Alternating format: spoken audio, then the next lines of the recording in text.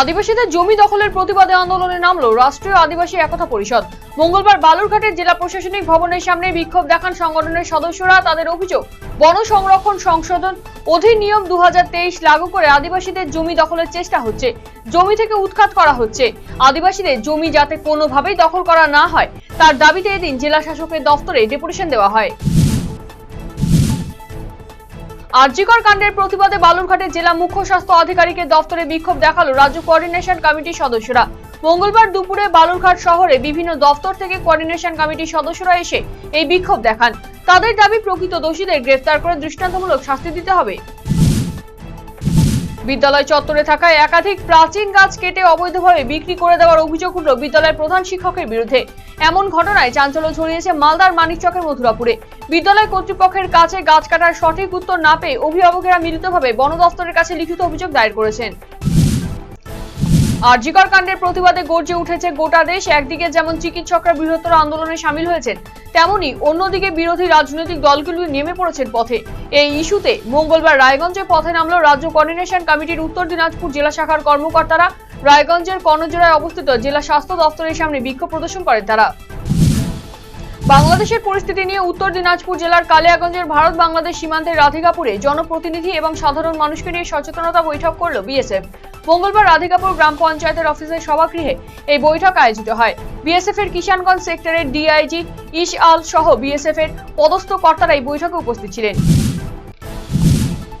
মনীষীদের মূর্তিতে মাল্যদান কর্মসূচি পালিত হলো মঙ্গলবার। বিজেপি নেতৃত্বের পক্ষ থেকে এই কর্মসূচি গ্রহণ করা হয় ডালখোলায়।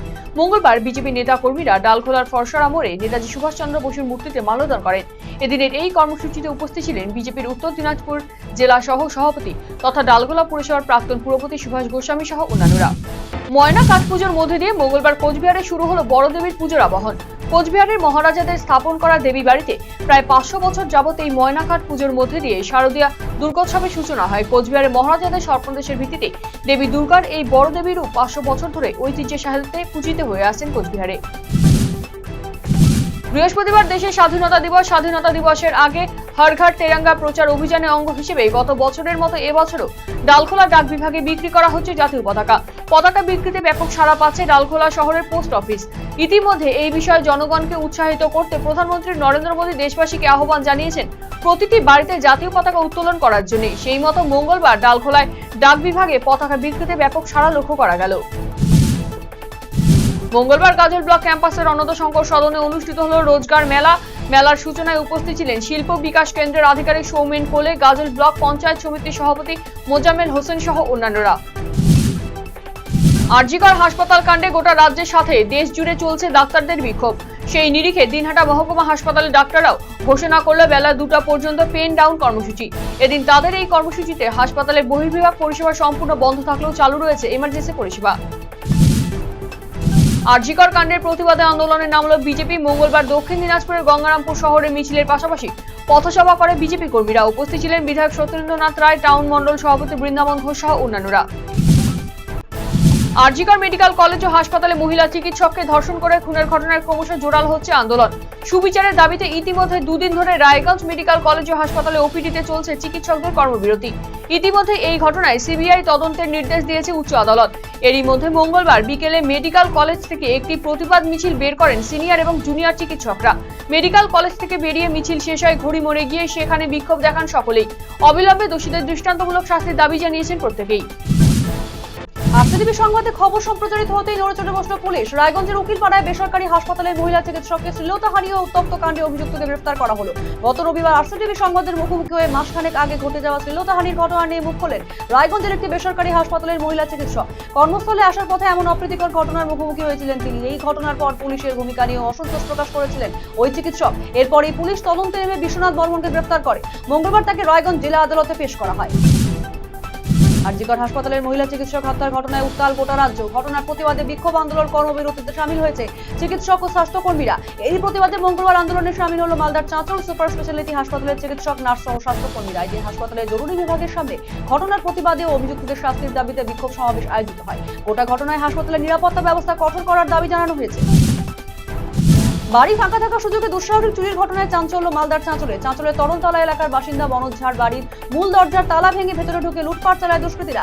আলমারি ও ড্রয়ারের জিনিস নিয়ে গিয়েছে দুষ্কৃতীরা। মঙ্গলবার সকালে বাড়ির দরজার তালা ভেঙে দেখে চুরির ঘটনা টের পায় স্থানীয়রা। খবর পেয়ে ঘটনাস্থলে আসে পুলিশ। কি জিনিস খোয়া গিয়েছে তা খতিয়ে দেখছে চাঁচল থানার পুলিশ।